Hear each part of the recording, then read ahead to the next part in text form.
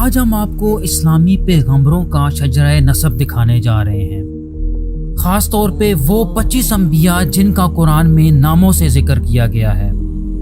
آپ دیکھیں گے کہ قرآن میں بہت سے نام بائبل کے ناموں کی طرح ہی ہیں، تاہم ان میں کچھ فرق بھی موجود ہے۔ ویورز، ہم وضاحت کرنے کے لیے مختلف قسم کے چارٹس کا استعمال کریں گے۔ عیسائیت کی طرح اسلامی نبوت کا آغاز بھی حضرت آدم علیہ السلام سے ہوتا ہے، جن کی بیوی حضرت حوا علیہ السلام تھی، جو اس دنیا کے سب سے پہلے انسان تھی۔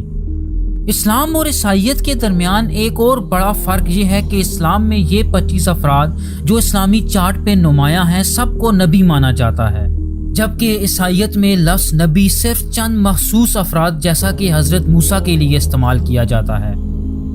اسلامی روایات کے مطابق حضرت آدم اور حضرت حوا علیہ السلام کے 4 بچے تھے۔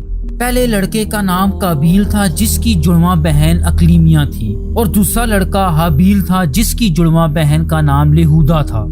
حضرت آدم علیہ السلام نے قابیل کے لیے حابیل کی جڑواں بہن اور حابیل کے لیے قابیل کی جڑواں بہن سے شادی کا اہتمام کیا، لیکن قابیل کو بہت غصہ آیا کیونکہ اسے یہ لگتا تھا کہ اس کی اپنی جڑواں بہن زیادہ پرکشش ہے، اس لیے وہ اس سے شادی کرنا چاہتا تھا۔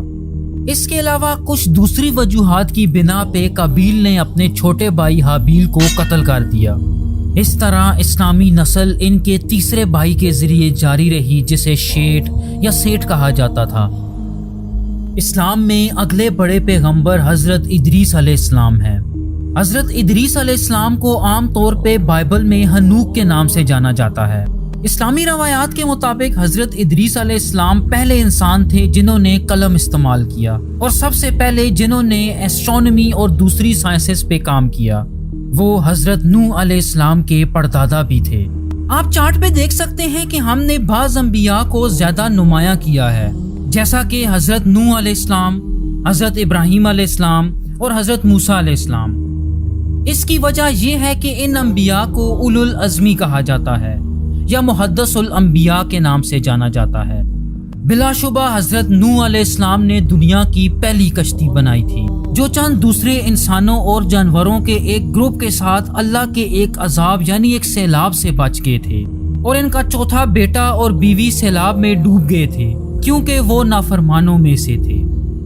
اگلے 2 نبیوں یعنی ہود اور صالح علیہ السلام کی کہانی بائبل میں نہیں ملتی، تاہم قرآن میں عرب کے ایک قبیلے کے بارے میں آتا ہے جسے سمود کہا جاتا تھا، جس نے حضرت صالح علیہ السلام سے مطالبہ کیا تھا کہ وہ انہیں اللہ کی طرف سے کوئی نشانی دیں۔ اس مطالبے کے جواب میں اللہ تعالیٰ نے ایک اونٹنی کو معجزانہ طور پہ پتھر سے پیدا کر دیا، لیکن قوم سمود نے آخرکار اس اونٹنی کو زخمی کر دیا، اور اسی وجہ سے اللہ کی طرف سے آنے والے زلزلے میں تباہ ہو گئے۔ اب ہم 5 اولو العزم پیغمبروں میں سے دوسرے کی طرف آتے ہیں، جن کا نام حضرت ابراہیم علیہ السلام ہے، جن کو یہودی اور عیسائی ابراہیم کے نام سے جانتے ہیں۔ ویورز، اس جگہ پہ پیغمبروں کے خاندان میں ایک بہت اہم تقسیم ہے، اور واقعات کے قرآنی نسخے اور بائبل کے نسخوں کے درمیان بھی کئی بڑے فرق ہیں۔ دونوں روایات کے مطابق حضرت ابراہیم علیہ السلام کے 2 بڑے بیٹے تھے، حضرت اسماعیل علیہ السلام اور حضرت اسحاق علیہ السلام۔ عرب یعنی محمد صلی اللہ علیہ وآلہ وسلم حضرت اسماعیل علیہ السلام کی نسل میں سے ہیں، جبکہ بنی اسرائیل حضرت اسحاق علیہ السلام کی اولاد ہیں۔ اسلامی روایات میں حضرت ابراہیم علیہ السلام کے بارے میں بہت سے ایسے واقعات ہیں جو بائبل میں نہیں ملتے۔ ایک مشہور قصہ یہ ہے کہ حضرت ابراہیم علیہ السلام کو توحید کی تبلیغ کرنے کی وجہ سے آگ میں ڈال دیا گیا، اور وہ بغیر کسی نقصان کے اس آگ سے باہر نکل آئے۔ لیکن اسلام اور بائبل کے نسخوں میں جس کہانی میں سب سے زیادہ فرق ہے وہ حضرت ابراہیم علیہ السلام کے بیٹے کی قربانی کا واقعہ ہے۔ بائبل کے مطابق حضرت ابراہیم علیہ السلام کو اپنے دوسرے بیٹے حضرت اسحاق علیہ السلام کی قربانی کا حکم دیا گیا، جبکہ قرآن میں قربان ہونے والے کو حضرت ابراہیم علیہ السلام کا پہلا بیٹا یعنی حضرت اسماعیل علیہ السلام کہا جاتا ہے۔ اسلام میں حضرت اسماعیل اور حضرت اسحاق علیہ السلام دونوں کو نبی مانا جاتا ہے، اور حضرت ابراہیم علیہ السلام کے بھتیجے یعنی حضرت لوط علیہ السلام کو بھی نبی مانا جاتا ہے۔ حضرت ابراہیم علیہ السلام حضرت اسماعیل کو مکہ لے گئے، جہاں ان دونوں نے مل کے خانہ کعبہ تعمیر کیا، جو اسلام کے مقدس ترین مقامات میں سے ایک سمجھا جاتا ہے۔ ویورز، حضرت شعیب علیہ السلام اور حضرت محمد مصطفیٰ صلی اللہ علیہ وآلہ وسلم کے علاوہ باقی تمام انبیاء حضرت اسحاق کی نسل میں سے ہیں۔ حضرت اسحاق علیہ السلام کے بعد ان کے بیٹے حضرت یعقوب علیہ السلام آئے۔ حضرت یعقوب علیہ السلام کے بیٹے حضرت یوسف علیہ السلام تھے۔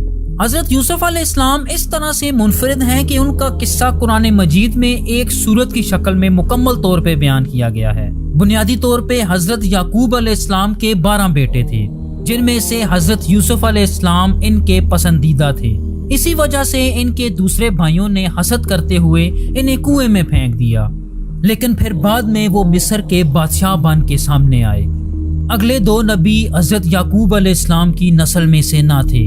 حضرت ایوب علیہ السلام حضرت یعقوب کے بھائی کی اولاد میں سے تھے، جبکہ حضرت شعیب علیہ السلام حضرت ابراہیم علیہ السلام کے ایک بیٹے مدیان کی اولاد میں سے تھے۔ دلچسپ بات یہ ہے کہ اگرچہ اسلام کی ابتدا عرب میں ہوئی، لیکن قرآن میں جن 25 انبیاء کا نام لیا گیا ہے، ان میں سے صرف 4 وہاں مقیم رہے۔ حضرت شعیب علیہ السلام ان 4 میں سے ایک تھے، باقی حضرت ہود اور صالح علیہ السلام ہیں، جن کا ذکر ہم پہلے ہی کر چکے ہیں، اور یقیناً حضرت محمد صلی اللہ علیہ وآلہ وسلم بھی ہیں۔ حضرت شعیب علیہ السلام کی بیٹی حضرت صفورہ علیہ السلام کی شادی اگلے بڑے نبی حضرت موسیٰ علیہ السلام سے ہوئی۔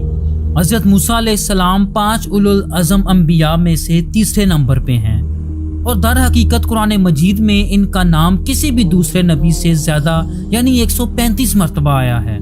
حضرت موسیٰ علیہ السلام کے بھائی حضرت ہارون علیہ السلام تھے، اور ان دونوں بھائیوں کا تعلق ایک واقعے سے ہے کہ وہ بنی اسرائیل کے ساتھ فرعون سے بچ نکلنے میں کامیاب ہو گئے تھے۔ حضرت موسیٰ علیہ السلام ان 4 انبیاء میں سے پہلے تھے کہ جن پہ ایک آسمانی کتاب نازل ہوئی۔ قرآن کریم اسلام کی سب سے مقدس کتاب ہے، تاہم 3 اور کتابیں ہیں جنہیں مسلمان مقدس مانتے ہیں، اور ان تینوں کا ذکر خود قرآن میں بھی موجود ہے۔ پہلی کتاب تورات ہے، جو کہ حضرت موسیٰ علیہ السلام پہ نازل ہوئی۔ تورات کے ساتھ ان کی وابستگی کی وجہ سے حضرت موسیٰ علیہ السلام یقیناً یہودیت کے اہم ترین پیغمبروں میں سے ایک ہیں۔ دوستو، اس فہرست میں اس کے بعد 2 ایسی شخصیات آتی ہیں کہ جو ایک ہی وقت میں نبی ہونے کے ساتھ ساتھ بادشاہ کے لقب پہ بھی فائز تھے، جو کہ حضرت داؤد اور حضرت سلیمان علیہ السلام تھے۔ یہ باپ بیٹا حضرت یعقوب علیہ السلام کے ایک بیٹے کی اولاد میں سے تھے، جن کا نام یہودا تھا۔ حضرت موسیٰ علیہ السلام کی طرح حضرت داؤد علیہ السلام کا تعلق بھی ایک مخصوص مقدس کتاب سے ہے، جسے زبور کہا جاتا ہے۔ ویورز، ان کے بعد حضرت الیاس اور ان کے جانشین الیسع آتے ہیں، اور یہ دونوں حضرت ہارون علیہ السلام کی اولاد میں سے تھے۔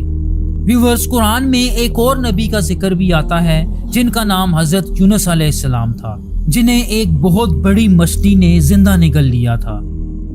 اس کے بعد ہم حضرت زکریا، حضرت یحییٰ اور حضرت عیسیٰ علیہ السلام پہ آتے ہیں۔ حضرت زکریا علیہ السلام حضرت یحییٰ کے والد تھے۔ قرآن مجید کے مطابق حضرت زکریا علیہ السلام کی بیوی کی ایک بہن تھی، جس کی شادی عمران نامی ایک شخص سے ہوئی تھی۔ عمران حضرت مریم علیہ السلام کے والد تھے، لیکن پھر حضرت عمران کی وفات کے بعد حضرت مریم علیہ السلام حضرت زکریا کی سرپرستی میں آ گئیں۔ بلا شبہ حضرت مریم علیہ السلام سے بھی زیادہ معروف ان کے بیٹے حضرت عیسیٰ علیہ السلام ہیں۔ اسلام میں حضرت مریم علیہ السلام نے حضرت عیسیٰ علیہ السلام کو اس وقت جنم دیا کہ جب وہ کنواری تھی، اور اسلام کے مطابق حضرت عیسیٰ علیہ السلام کے کوئی باپ نہ تھے، تاہم عیسائیوں کے مطابق حضرت عیسیٰ علیہ السلام کا ایک باپ تھا، اور وہ خدا کو حضرت عیسیٰ علیہ السلام کا باپ مانتے ہیں۔ حضرت عیسیٰ علیہ السلام کو 5 اولو العزم پیغمبروں میں سے ایک سمجھا جاتا ہے۔ ان پر اسلام کی 4 مقدس کتابوں میں سے تیسری کتاب یعنی انجیل نازل ہوئی۔ حضرت عیسیٰ علیہ السلام کے بارے میں قابل غور بات یہ ہے کہ مسلمان اور عیسائی حضرت عیسیٰ علیہ السلام کی دوسری آمد پر یقین رکھتے ہیں، جو کہ تاریخ کے آخر میں واقع ہوگی۔ اب ہم اسلام کے سب سے اہم پیغمبر کی طرف آتے ہیں، جو کہ 5ویں اولو العزم پیغمبر ہیں، نبی آخر الزمان حضرت محمد مصطفیٰ صلی اللہ علیہ وآلہ وسلم۔ حضرت محمد صلی اللہ علیہ وآلہ وسلم آخری نبی اور رسول ہیں، اس لیے انہیں خاتم النبیین کے نام سے بھی جانا جاتا ہے۔ اور اگر دوسرے لفظوں میں بات کی جائے تو محمد صلی اللہ علیہ وآلہ وسلم کے بعد اللہ کا اپنے بندوں کے ساتھ براہ راست رابطہ ہمیشہ کے لیے ختم ہو گیا۔ اللہ نے آپ صلی اللہ علیہ وآلہ وسلم پر اپنی آخری اور سب سے اہم کتاب قرآن نازل کی۔ مسلمانوں کے لیے قرآن صرف ایک کتاب ہی نہیں بلکہ یہ اللہ کا کلام ہے اور اس کے کسی حصے کو بھی تبدیل نہیں کیا جا سکتا، اور اسی لیے یہ بائبل سے بالکل مختلف ہے۔ آپ صلی اللہ علیہ وآلہ وسلم کی زندگی کے ہر گوشے کی تفصیلات محفوظ کی گئی ہیں۔ آپ کی پہلی بیوی کا نام حضرت خدیجہ رضی اللہ تعالیٰ عنہا تھا۔ ان کے صرف 4 بچے جوانی تک زندہ رہے، اور وہ چاروں بیٹیاں تھیں جو حضرت خدیجہ رضی اللہ تعالیٰ عنہا کے ساتھ تھیں۔ تاہم ان چاروں بیٹیوں میں سے صرف ایک حضرت فاطمہ رضی اللہ تعالیٰ عنہا کی اولاد ہے، جو اپنے بیٹوں حضرت حسن اور حضرت حسین رضی اللہ تعالیٰ عنہا کے ذریعے آج بھی زندہ ہیں۔ حضرت فاطمہ رضی اللہ تعالیٰ عنہا نے آپ صلی اللہ علیہ وآلہ وسلم کے چچا زاد بھائی حضرت علی رضی اللہ تعالیٰ عنہ سے شادی کی۔ حضرت محمد صلی اللہ علیہ وآلہ وسلم کی جانشینی سب سے پہلے ان کے پہلے سسر حضرت ابو بکر، دوسرے ان کے دوسرے سسر حضرت عمر، تیسرے ان کے داماد حضرت عثمان، اور پھر چوتھے ان کے چچا زاد بھائی اور داماد حضرت علی رضی اللہ تعالیٰ عنہ نے کی۔ مسلمان ان چاروں کو اسلام کے پہلے 4 خلیفہ مانتے ہیں۔ چوتھے خلیفہ راشد حضرت علی رضی اللہ تعالیٰ عنہ کی وفات کے بعد خلافت سب سے پہلے اموی خاندان جو کہ حضرت عثمان کا خاندان تھا اور اس کے بعد عباسی خاندان کے پاس گئی۔ ان دونوں خاندانوں کا حضرت محمد صلی اللہ علیہ وآلہ وسلم سے گہرا تعلق تھا، تاہم ان میں سے کوئی بھی خاندان حضرت محمد کی اولاد میں سے نہ تھا۔ ویورز، امید ہے کہ آپ کو یہ ویڈیو پسند آئے گی۔ ہماری ویڈیو دیکھنے کا بہت شکریہ۔ کمنٹس میں آپ کی رائے جان کر ہمیں بہت خوشی ہوگی۔ تھینک یو سو مچ۔ اللہ حافظ۔